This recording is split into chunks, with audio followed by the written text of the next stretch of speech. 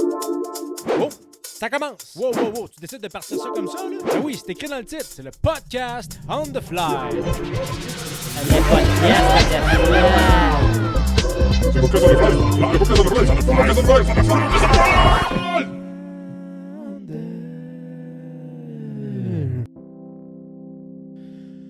OK, bienvenue tout le monde, bienvenue. Comment ça va? Comment ça va en ce dimanche 7 septembre, 11h30 du matin?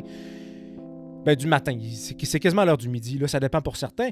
Bienvenue, qu'est-ce que je fais aujourd'hui? Pourquoi t'écoutes ça en ce moment? Parce que oui, j'ai repris mon micro, j'ai repris mes écouteurs et j'ai décidé de vous enregistrer un premier épisode de podcast. Ça va-tu être un podcast? Est-ce que ça va être des petites capsules audio? Je ne sais pas encore. Mais là, comment je te dirais bien ça? C'est un essai. C'est comme un pilote. Tu sais, c'est un pilote. Le podcast, pourquoi j'ai pensé à ça? C'est parce que j'avais des événements. Il y a plein d'anecdotes dans ma vie de pêcheur que j'ai le goût de raconter, mais peut-être pas dans le format de capsule hyper dynamique. Tu sais, des fois, j'ai le goût de prendre mon temps, j'ai le goût de boire une gorgée de café, puis que ça apparaisse dans le taping, tu sais. Je sais pas si tu comprends l'espèce de chill mood que je veux instaurer dans ce petit format-là. Donc voilà, c'est sûr que c'était ma première idée à cet effet. Puis, le but du podcast, comme je t'ai dit, c'est de raconter des événements, des anecdotes, des choses que j'ai jamais dit encore, que j'ai racontées juste à un cercle proche. C'est des petites anecdotes de famille. Des fois, c'est des affaires que, voyons, il me semble que ça n'a pas de maudit bon sens que je vienne vivre ça. Parce que oui, j'en ai vécu des affaires, puis ça me tente vraiment de te les raconter dans ce format-là. Puis aussi, ce qui pourrait être pratique avec ce podcast-là, c'est que si je le garde en audio, comme là, évidemment, tu vois que je ne suis pas à l'écran, à part ma grosse face là, qui est à quelque part dans la vignette, là, ce format de podcast-là pourrait être pratique pour écouter mes épisodes, exemple, pendant que tu dînes, pendant que tu déjeunes, pendant que tu fais la vaisselle, pendant que tu passes la balayeuse, pendant que tu te rends à ta job. Ça pourrait être un format intéressant. Tu pourrais me le dire dans les commentaires. Qu'est-ce que tu penses de ça, des formats audio? Est-ce que tu préfères plus les formats vidéo? Qu'est-ce que ça te tente? Qu'est-ce que tu veux avoir? C'est un peu vous autres qui allez décider. Moi, je vais commencer comme ça, mais on verra qu'est-ce qui se passe par la suite. Fait que pour débuter, moi, là, ce que j'ai le goût de vous poser comme question, écrivez-moi ça dans les commentaires. C'est quoi les activités en rapport avec la pêche que vous avez fait ces derniers jours? Moi, je sais que dans les derniers jours, je suis à côté dans le montage de mouches. Là, pour ceux qui ont vu les dernières vidéos de montage de mouches que j'ai publiées sur ma chaîne, c'est des patrons atypiques. Je suis parti soit d'inspiration, soit de modèles que je voulais absolument reproduire, que j'ai vus dans la nature, ou le plus possible de patrons fidèles. Fait que là, dans ma première vidéo, j'avais fait une modeleur minnow que j'ai quand même bien réussi. C'est sûr que j'ai adopté ma forme personnelle à moi. Moi, je les aime plus fluff. Il y en a qui les aiment quasiment noyés. Mais moi, c'est comme ça que je les aime. Je les aime bien flottantes sur le top de la rivière. Puis il reste à savoir si ça va fonctionner dans la saison prochaine. Peut-être que je vais changer ma façon de faire. Puis aussi, ce que j'ai fait, c'était elle qui va sortir bientôt. Je sais pas si elle va sortir bientôt. Elle va-t-elle être déjà sortie? Oui, elle va être déjà sortie. C'est la stimulateur. La stimulateur, ça, j'ai bien de la misère à trouver les hackles, les espèces de plumes qu'on entoure après le corps, tu sais, pour faire une espèce d'englobage filtré, là. En fait, ça, j'ai de la misère à trouver les épaisseurs ou les longueurs appropriées de hackle. Je sais pas si dans les commentaires, tu peux me référer à des fournisseurs. Mais à date, là, j'ai beaucoup de difficultés. Les grandes chaînes de camping et de plein air ont de la misère à nous vendre du stock comme c'est pas possible. Moi, je suis dans le Québec-Centre. Là. Fait que je sais pas si c'est des petits commerces sur Internet ou bien en physique qui en vendent, mais ça m'intéresse de savoir ça. Fait que, pour commencer, moi, j'ai le goût de te parler de moi. Parce qu'évidemment, c'est mon podcast. Là. Mais mon premier contact avec la pêche, c'est ma genèse aujourd'hui. Qu'est-ce qui m'a donné l'idée que c'est possible de pêcher? Alors là, il faut remonter à mes racines. Comment j'ai commencé à être au contact avec la pêche? Mais il y a quelque chose que je ne savais pas au départ. C'est que moi, j'ai mes racines, ça vient de la Gaspésie. Ça vient de New Richmond.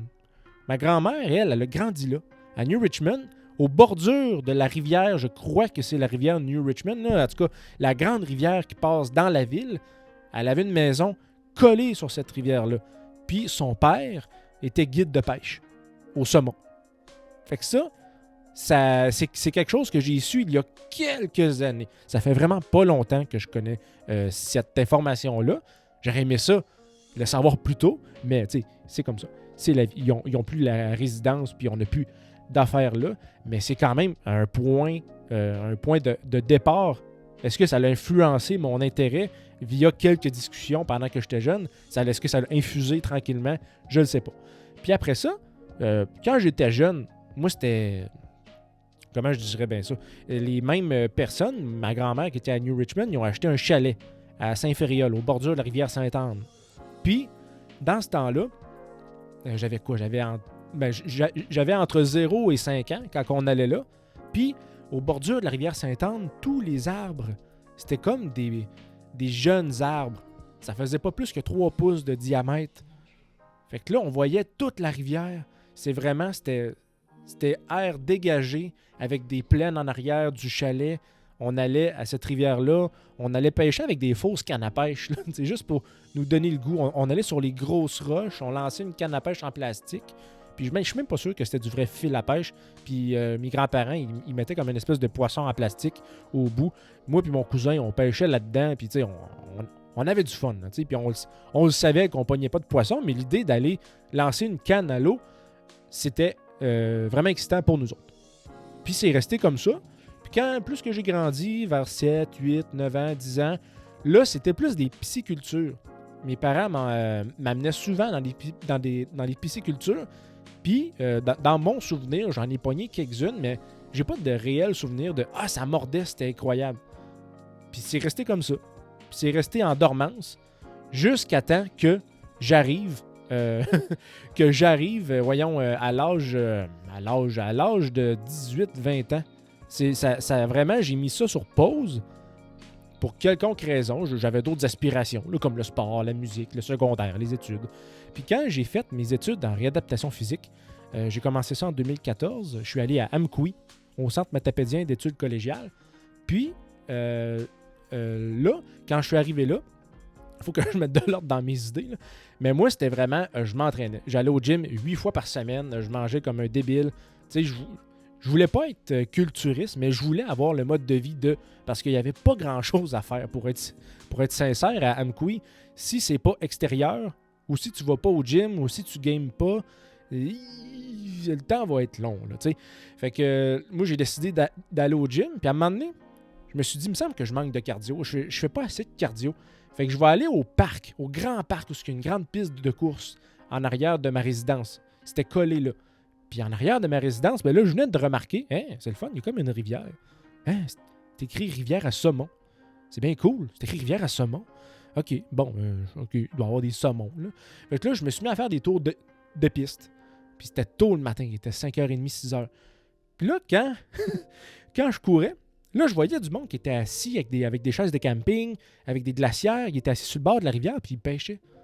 Là, j'étais comme, c'est peut-être, OK, le monde pêche là, OK, ouais, c'est une rivière à saumon. Il pêche-tu du saumon comme ça? Tu sais, j'étais vraiment pas informé, là. J'avais aucune notion, là. Puis tu vas rire là, en maudit parce que l'information qui s'en vient va sûrement te choquer. Fait que là, j'ai fait quelques tours de piste. Je suis allé voir. Puis là, j'ai fait, qu'est-ce qu'on pêche ici? Ah, la truite de mer, on pêche quoi? On pêche il n'y a pas de barbotte, là, mais il y a des petites carpes, là. Entre parenthèses, les carpes, c'était des meuniers noirs. Le monde de la place appelle ça des carpes, mais c'était des meuniers noirs. Puis des fois, il y a du saumon qui passe, mais on n'a pas le droit des poignées. Des fois, il y a de la perche chaude. Là, je connais rien. Rien, sweet, rien de tout ça. Fait que là, attends un peu. Wait a minute, il y a quelque chose qui a fucké. OK, c'est pas parfait. Fait que là, ça reste comme ça. Puis, quand que l'été est arrivé, je me suis dit, ça serait le fun que je me lance là-dedans. J'arrête pas de faire du vélo, j'arrête pas de courir dans la nature. J'adore la nature, mais je l'explore pas, la nature. Pourquoi est-ce que je l'explorerais pas? Il me semble que ça serait le fun. Avec la pêche, aller dans des ruisseaux, faire l'espèce de Indiana Jones, mais de la pêche. Fait que je me suis équipé de ma première canne à pêche, une Shimano, c'est une canne à lancer léger. Je sais plus si c'est une souple là, ou une rigide. Là, je connais pas vraiment les termes. D'ailleurs, ça fera peut-être un sujet d'une autre vidéo, mais c'est pas que je suis mal équipé, mais je m'équipe simplement pour aller pêcher. Je fais pas vraiment attention à la dureté de la canne ou à la flexibilité pour l'agitation des leurres. Mais sur ça, j'ai acheté ma première canne à pêche. Je suis allé à la rivière Saint-Charles, au canot Légaré à Québec. J'étais allé là avec mon père. Puis c'est là que ça a commencé. J'ai acheté mes premières cuillères, j'ai acheté mes premiers vers de terre tout seul. J'ai amené mon père, j'ai dit, toi, ça te tente de pêcher? Il me disait, bah, pas vraiment, je vais ramer. Moi, j'aime ça prendre du soleil. Toi, tu feras ce que tu voudras. Parfait, c'est merveilleux. On est arrivé là, finalement, premièrement, il mouillait. Première des choses, mais on ne s'est pas arrêté là. Pourquoi? Parce que ça mordait en fou. À la rivière Légaré, là, à la rivière Saint-Charles, au canot Légaré, le nombre de perches chaudes que j'ai pris là, c'était hallucinant. Je pense que j'en ai pogné une 40aine dans ma session. Je les ai toutes remis à l'eau parce que là, je savais pas quoi faire avec ça. Puis, pour vrai, je connaissais pas le quota. Fait que je les remettais à l'eau. Puis, c'était comme ça, ma première vraie sortie de pêche. Vous, c'était quoi votre première sortie de pêche? Comment ça s'est passé? C'est qui vous a donné la piqûre de tout ça? Je veux le savoir. Écrivez-moi ça dans les commentaires. On a peut-être un point commun, un dénominateur commun qui fait qu'on a tous commencé un peu de la même façon. Peut-être que non. Vous, c'était comment? C'est ça que je veux savoir. Fait que c'est à peu près ça. C'est à peu près ça que je voulais te conter aujourd'hui. C'était court, hein? C'est simplement court. C'est tout ce que je voulais te dire. Puis, ça va permettre aussi de faire plein de petites capsules. Moi, j'ai plein d'idées, j'ai plein d'anecdotes à te raconter. Ça, c'était quelque chose de soft. Là. On va s'entendre. Là. Il n'y a rien d'extravagant, mais il y a des affaires qui sont... en tout cas, il y a des affaires dans des prochains épisodes que tu vas te dire « My God, c'est arrivé pour vrai? T'es sûr que c'est arrivé pour vrai? » Je te dis que oui. Mais il va falloir attendre pour les autres épisodes. Fait que la question que je te pose aussi dans les commentaires, veux-tu garder ce format-là en audio? Est-ce que tu veux l'écouter en audio en faisant autre chose?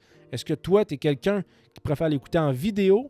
Est-ce que tu veux que ça soit plus un format chill, vraiment relax, comme en ce moment, avec la petite musique? Je sais même pas si je vais mettre de la musique, là, t'sais. Là, je suis sur le raw, là, t'sais. Il n'y a que ma voix en ce moment dans la production. Est-ce que tu veux que je fasse des segments? Veux-tu que ça soit hyper dynamique comme à la radio? C'est des choses que je veux savoir. Fait que, pour pas rater les prochains épisodes, puis aussi pour savoir qu'est-ce que je fais par la suite, écris tout ça dans les commentaires. Abonne-toi pour pas rater les prochains épisodes. Il y a d'autres mouches aussi en montage que je prépare dans les prochains jours qui vont sortir. Fait que, sur ce, stay tuned. À la prochaine. Salut!